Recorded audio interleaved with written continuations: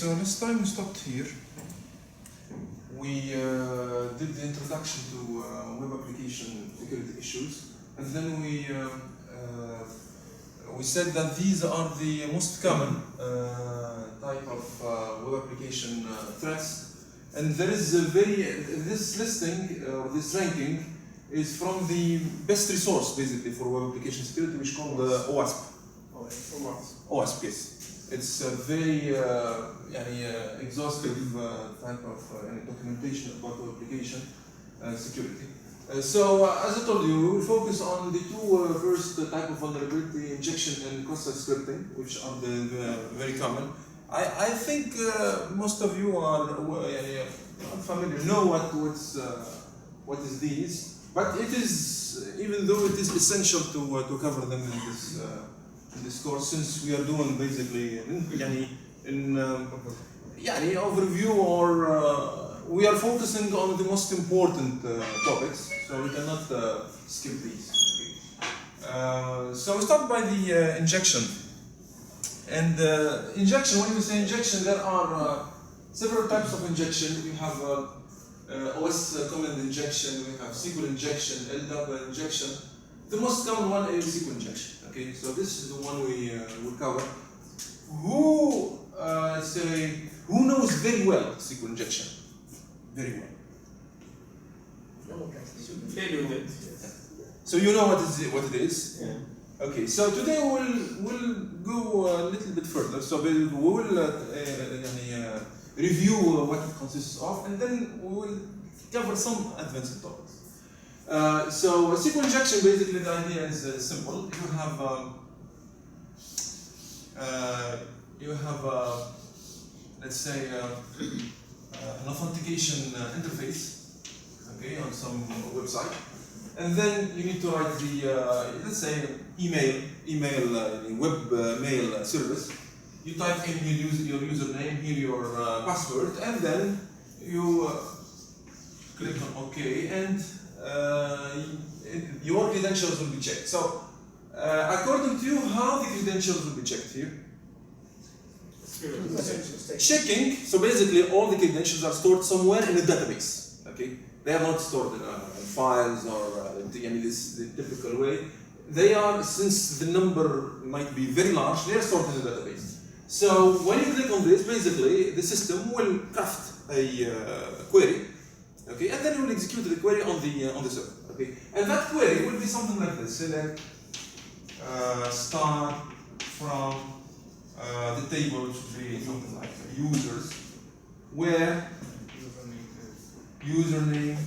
So this is the name of the field. Username equals something, and then password equals something. Okay. So what you do here, so whatever you write here, let's say x, this is y. Whatever you write here, the x or this placeholder will be replaced by x. Okay, so basically username equals x, and this placeholder will be replaced by y, right? Okay. Now this is a typical scenario. Normally, if your credentials are correct, the result of this query will be one row in that table, okay, and it should be a loop. If the number of returned rows is 0, it means the credentials are wrong. Very, very simple scenario. Okay. Now the attack with SQL injection consists in doing the following. So suppose I write here. Suppose I know the username of an user, which is not a strong assumption. So if it is an email, you need just to know his email, which is not difficult at all. So suppose here we say, let's call it Ali. Okay, and then we write Ali, and then we write single quote and or, then single quote 1, single quote equals single quote 1. That's it. Okay, so we write this. What will happen here? Wait a minute. No, that is not. No, and then like this. Yeah. You have to write it. And then hash. Yes. So you write this. So basically, this is basically in the username you write this, and in the password you write anything. Okay. So in username you write this. What will happen? So if I replace all this or this placeholder by all this, what will happen? I would have something like username equals then Ali, then single quote or 1 equals 1. and then 1 equals 1 and then hash. What will happen here? How this query will be interpreted now? So first of all, the hash does what? It will comment all the remaining. Okay, all this will be cancelled, and then username Ali or 1 equals 1. This will be always true. It will be always true. So basically here even we don't even need that. Yeah, we don't even need this. So basically write Ali and then that's it. Hash. Yeah, and no need. Okay. Because if it was there. So here, that's hash. So basically here, what will happen? All this will be cancelled, the password part will be cancelled, and it will be checking that is there a user whose name is or username is Ali, and that's it. Okay, and here it will return what, this query? How many rows? One. If the username is there, which most probably is, okay, it will return 1, and you will be logged in. So basically here, this is SQL injection, and the trick here is that we supplied a malicious input that interfered with the true meaning of the query and changed completely the meaning of the query, so that to allow here login without knowing the password. Okay. So this is very simple SQL injection version of SQL injection. So SQL injection is a code injection technique that exploits security vulnerability in website software.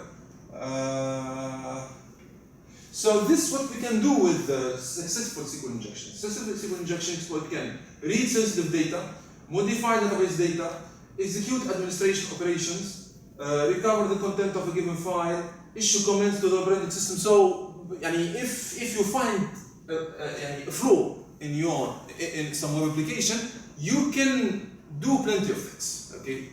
So here, this scenario just allowed us to bypass the authentication, but this is not the only thing that we can do. Okay. Doctor, yes. Is this why most of phones allow special characters only? Yeah. So basically, here we're gonna see how this can be done. So the most common way of protection would be to filter special characters, sanitize them.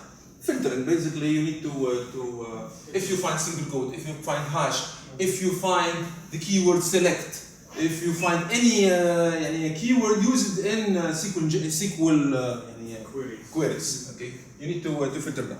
Okay.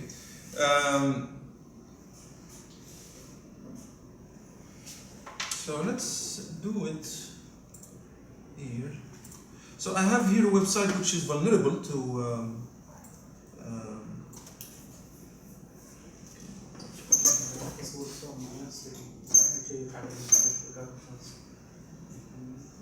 okay, so this is a web application which is vulnerable to SQL injection. So if you go to login, then you have here login page, and to check if the forms are vulnerable to SQL injection, there is a small trick. So if it is really vulnerable to a simple version of SQL injection, normally if you type here single quote, just single quote, okay, and then login, it should produce an error, okay, because basically one single quote will make the query completely wrong. Okay. Now, if you insert instead of single quote two single quote, one single quote and one single quote, basically the second single quote will cancel the first one. So normally, will we have an error here? No. So basically, if we do login here, there is no error. The username here that is not accepted, but there is no error. the important thing. Okay, so this is a first indication that there is SQL injection. But again, this is for very simple SQL injection vulnerability. So suppose we know the one username here. One username is called the scanner1. Okay, so in order to bypass that authentication, so we write here scanner1, and then we need to do the same thing here. Single quote. So single quote, and then hash. That's it. Okay. So here we know the username. Okay, and we need to bypass the authentication without. We need to log in without typing the password. Okay. So right here, login, and it should log in. Okay. So this is clearly vulnerable to SQL injection. Again, suppose you don't even know the one username. Okay, you don't know, even scanner1 you don't know. Okay, and you need to log in. So what can you do here? Something or true.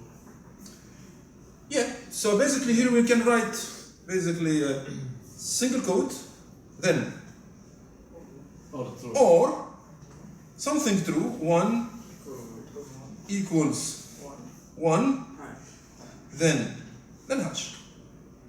Okay. So here it will return what? Should you the first all users. All users, but the first one will be So here this query, if you replace the username by this, it will return the content of all users table. Okay? And since this should need to return just one, it will return the first one, the first user in the database, which is most of the time is the admin. Okay? So it's this even more serious. So log in here. So it is logged in with the first user in the database, okay, which is here I think sample user. Okay. Now there is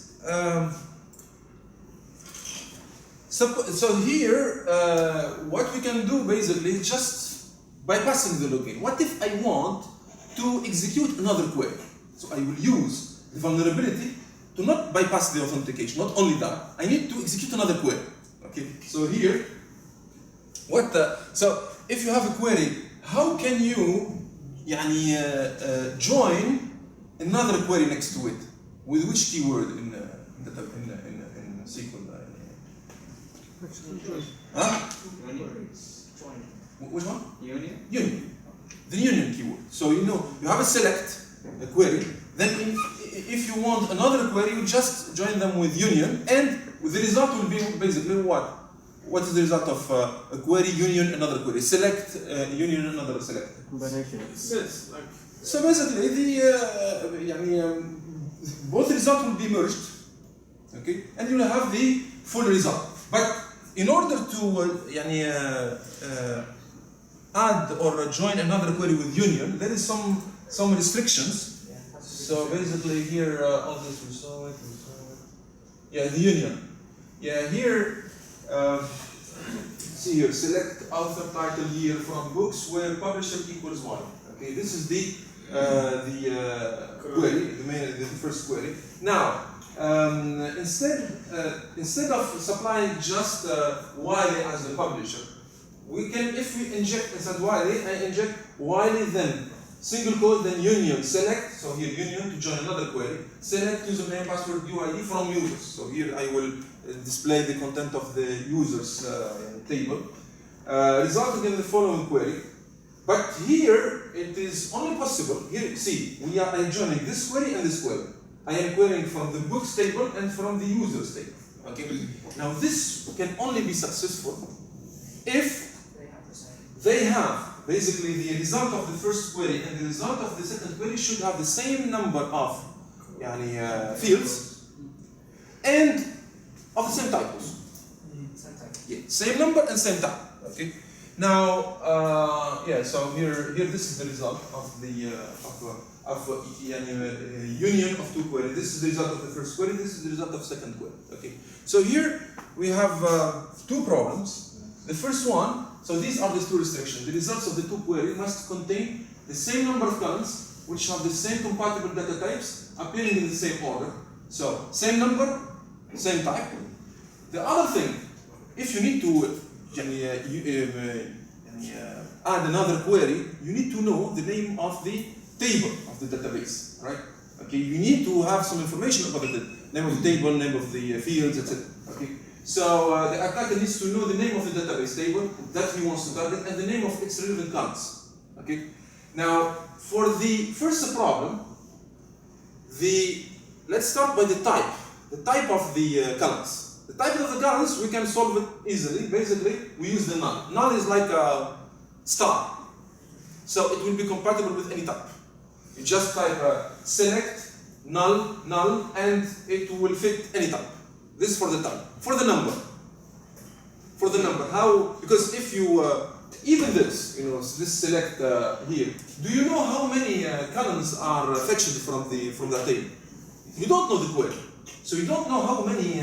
And here, where user select star here, how many columns are fetched? Okay, so for the number of the columns, what you can do? Try different. Try error. Try with 1. Try with 2, and see what it tells. Okay. For the second one, here's another story. Basically, how to get the names of the tables of the database, etc. This is it's essential. Basically, to do a SQL injection, you need to do that, and we will see it. So yeah, let's do that. So basically here, so you log out. So suppose we need to add another query.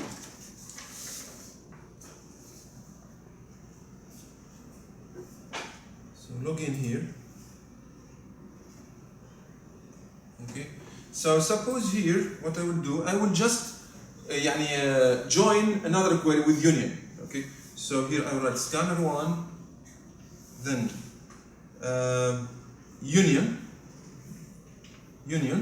and then select. Now here's the second query. Select, and then let's say null, and just hash. So here I am just assuming that the first query returns just one column. Okay. But selecting from where? Huh? The other select. Just select. That's it. It's okay. Yeah. Okay. So login. What it says here? The user select statement have a different number of columns. Yeah, see, tells you there is a problem, different number of columns. Okay, so it was a problem. Now you can keep trying, basically with 2, same thing, with 3, same thing. So here it will work when the number of nulls, so the number of columns, is basically 9. Yeah, so the first query is retrieving 9. So here, although it's just checking the credential, it is fetching 9 columns from the user table node. So here, let me.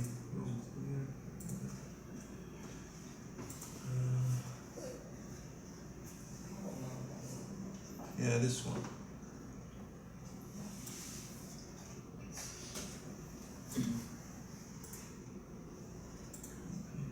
What does scanner 1 do? Scanner 1 is username. It's username. Yes, we know that already. Yeah, it's username. I assume to be no. Okay, so here. Why did we add this? Sure. After the select scanner 1, we add Yeah, single code. Why? Why? Because there is a single code before that. There is a single code here. Username, there is a single code. So we need to close it. If you need to supply username, you need to close it. Okay. So here, no. So scanner 1 union. Select here. I put just null.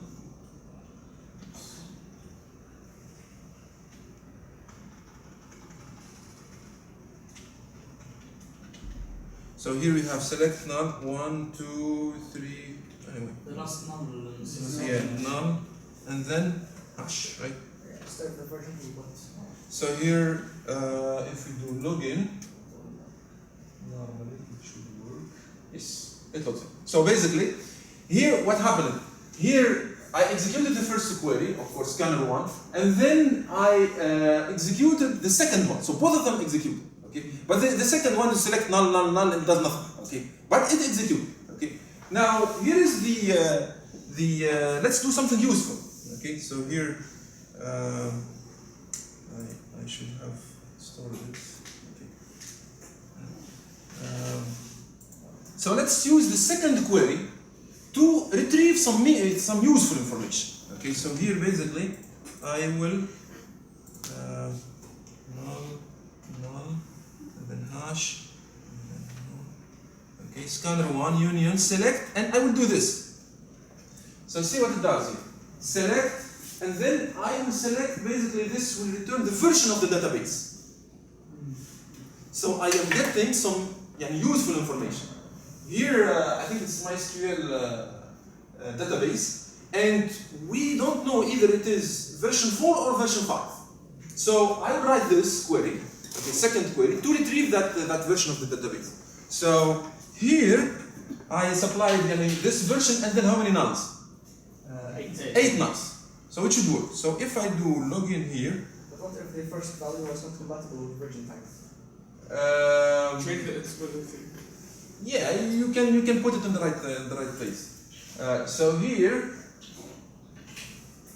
I logged in. So the query executed, but what happened here? Do you see any version? No. We don't see.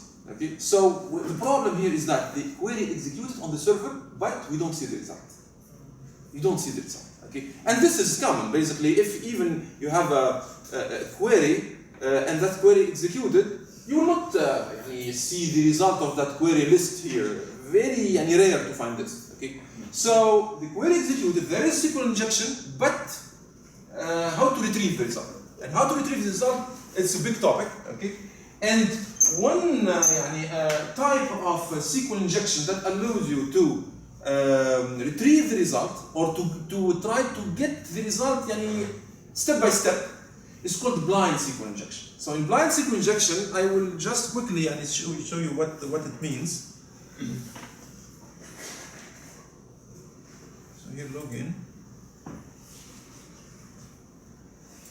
So suppose I run this. Suppose I write scanner1, then of course single quote. Then I will write and 1 equals 1, and then hash. Yes. Hash is like semicolon. Hash is command. You were late. So I write here scanner1 and 1 equals 1. So here 1 equals 1 is true, right? So normally if I adding this and 1 equals 1 or not adding it is the same. Okay. Now according to you, will it log in? Yes. Yes. Will it log in? Yes. It will log in. So Scanner. yeah, it will log in, right? It will log in. Okay. Login down. down. It will log in. So The button is down, you press the wrong So button. The wrong button. I pressed the wrong button. That's right. So scanner1.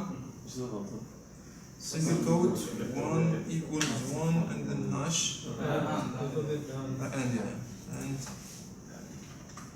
okay, and I copy it, okay, and then login. It logs in, right? It logs in. Why? It logs in because end true, so it logs in. Okay. Now I will try something else. I will try this.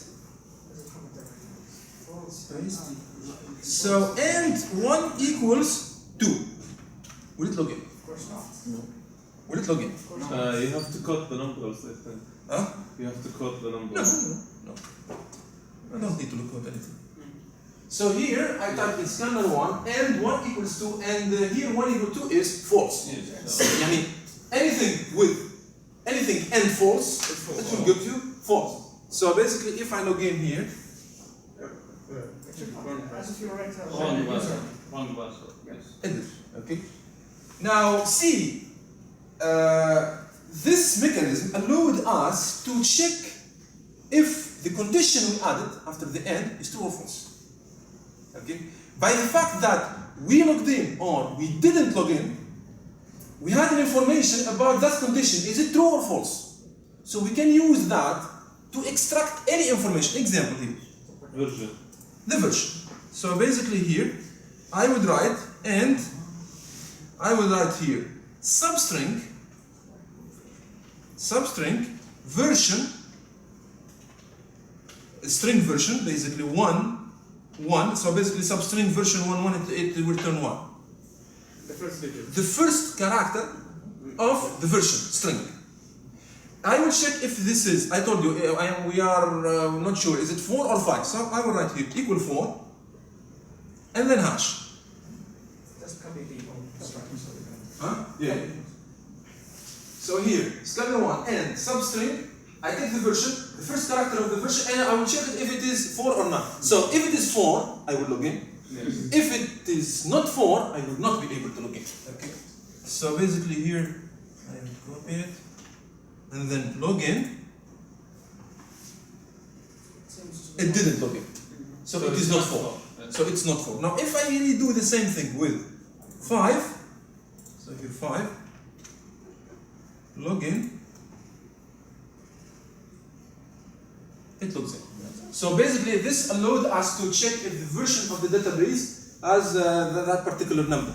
But here, even though we don't know if it is 4 or 5, so even the space is larger, I can try guessing it one by one, brute forcing it. And it's not really brute forcing, it is guessing, it's one character, it might be one of, let's say, 7. if it is a digit, but if it is letters, let's say 70 characters, okay? With this, we can extract any information about the database. And of course, we'll not do it manually. There are tools that will allow you to automate that. Okay? And there are tricks to make the guessing more quicker, faster. For example, here instead of guessing it substring equals A or equals B, we will put the ASCII of the substring. Is it larger than 40 or smaller than 40? Okay, if it is larger than 40, is it larger than 50? Okay, so you will accelerate that. Okay, so a tool allowing you to automate this SQL injection exploitation is called SQL Map. SQL Map is a tool that will automate this process of SQL injection. Okay. You can block this behavior. Sorry? You can block this. Yeah, of course. Yeah. If you have a vulnerability, of course, you can protect. So here, this is the next thing we're gonna cover. So what I did now, the last thing I did, this is called blind SQL injection. So you work in the blind. Okay, so you're just using the login or not login to guess plenty of information. Yeah. Can we add an update or insert a statement with the selected statement, the original statement? Sorry? Update or insert with the Yeah, definitely, yeah. Yeah, I can show you this, we don't have time, but you can, not with union. If you have so basically union is one, but you can, for example, stop the first query and start another one with semicolon. Semicolon will insert another, but again, you need to know the table and the name. So this is why blind SQL injection is essential first. Okay. Once this will allow you to know the version of the database, the name of the database, the name of the tables, the names of the columns, etc. Once you know that, you can inject any other type of query, delete, remove, whatever. Okay. So despite all its different manifestation and the complexity that can arise in exploitation, so exploiting SQL injection is quite tricky. You need to know a lot of tricks. But protecting or removing SQL injection vulnerability is very easy. Okay, it's very easy. So a common approach to prevent attack is to escape any single quotation marks. Escape it, basically. You find single quote, you need to add backslash or sanitize it or filter it, basically. Okay.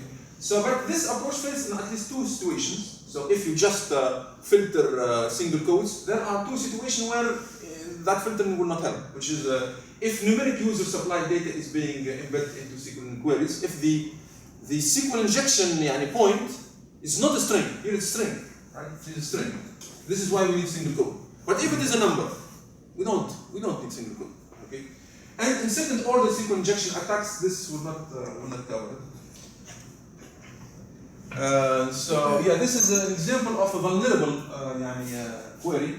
So here we have this is the query text. Okay.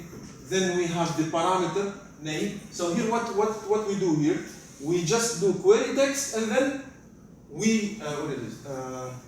Because that's the parameter name. So yeah, we query text and we add the single quote. Then we create state. This is my name. Yeah. So basically here, query text. We will we'll concatenate the value of name, and then we add a single quote. So just concatenation.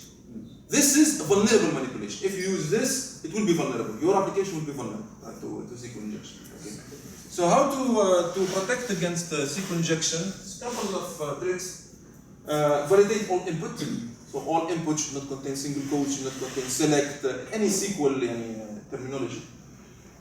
Use prepared statement as whenever is possible. So prepared statement, instead of having the user type in something, you better if you have a drop-down menu, okay, it will be, it's not always possible, okay, but whenever it's possible, use predefined statements. Assign minimum privilege to the process that is running that query, and use stored procedure. This is the most common one. So basically, you hard code the meaning of the query. The query is hard coded. Okay, basically, even if there is a malicious input, the meaning of the query will not change. Okay, so store the SQL procedure in the database itself, and do not allow users to create their own SQL syntax. Okay, they are quite straightforward in how to prevent, but you need to find out first at the first place if there is a SQL injection. Yes. What if I prevented writing any spaces? Right? Yeah. Okay. Will that help? Prevent spaces? Yes. No. What spaces? You can encode. No, because spaces you can put, for example, tabulation. You can put a comment. You can encode there is encoding also. You can encode the space instead of having space. You put the percentage 20. Percentage 20 is the encoding of the space. Okay. So it will not help. Not help. Yes. In Java, the JDBC package, it has instead you put the name Ali, you put a placeholder there. Yeah. And then you say set string, for example, name. So it validates. Yes. So regarding that, quickly I'll show you. This is the vulnerable code. So here we have this is the server. This is web application code. It is in PHP. So if I open the vulnerable code here, users PHP. So and they go down. I think it's called check login. Check login. Yeah, check login. See what caused the vulnerability. You have check login here, username, password, that's this parameters, and then you have the query, select star from users where login, live, etc. And then you have username and see normally username and the password. And for the password, we are calling MySQL real escape string. This MySQL real string escape, it will filter. It will filter the input. But you see, the same function is not used here for the username. So it's not sanitized. This is why. Okay. So here it's clear. If you sanitize the password, you need to sanitize also the username. But with the complexity of the web application, some fields will be forgotten basically to be filtered. Okay. Yes. Regarding the prepared statements, we can still change it using debugger and change the values. Yeah, this is at the using a debugger. So basically, it is the web developer that will do that, right? Yes. But here we talk about user. So the user, all what he needs to do is to supply malicious input.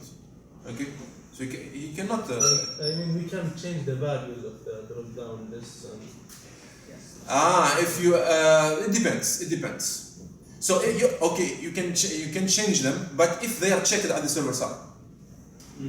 You can change them using the interceptor, the burp switch that we saw last time. You can, okay.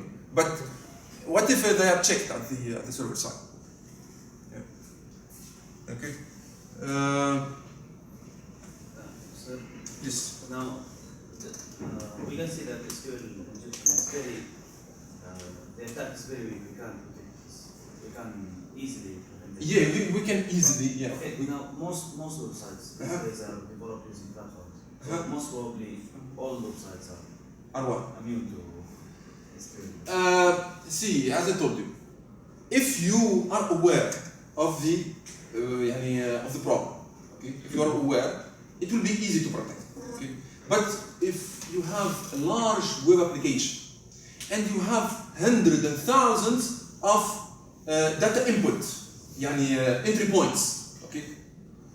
Not only your text fields, they might be even HTTP headers, parameters, okay? Anything that the user has control over, anything, okay? It's not, it's difficult. It's difficult to make sure that all the inputs are filtered. If the web application becomes valid, because if you have several web developers working on the same web application, okay, somebody will come at the end of the day, just adding this feature like this, if they need it right now, etc. They will add it, and in several situations, they will not do the checking for that. Okay, it looks easy to prevent, but in the real world, it's not. Okay. We have the second topic. I think I'm gonna start it. So the next one is again for the resources. OWASP contains a lot of information about how SQL inject the different versions and how to prevent that. Okay. Next one is cross-site scripting. So cross-site scripting is a type of computer insecurity vulnerability that enables attackers to inject client-side script into web pages viewed by other users. So cross-site scripting, it's an attack on not the server, but on other users. It's very important. Most of web application vulnerabilities, they target the server. The goal is to, like SQL injection, the goal is to access the database, do some illegitimate queries, etc. SQL cross-site scripting, it attacks other users. Okay, so basically, if you are a user having an account in a certain web application, okay, and that web application is vulnerable, what might happen is that another user might attack you. Okay, taking advantage or exploiting that vulnerability in the web application. Okay, and most of the time, this is why the most common goal of cross-site scripting is to do what?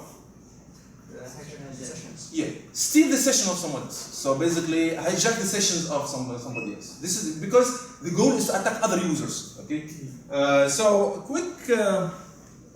We'll finish with this. So we have two types: non-persistent and persistent. We'll start by the persistent, non-persistent. Suppose you have this online banking website, and then you type in your username and password here, okay? And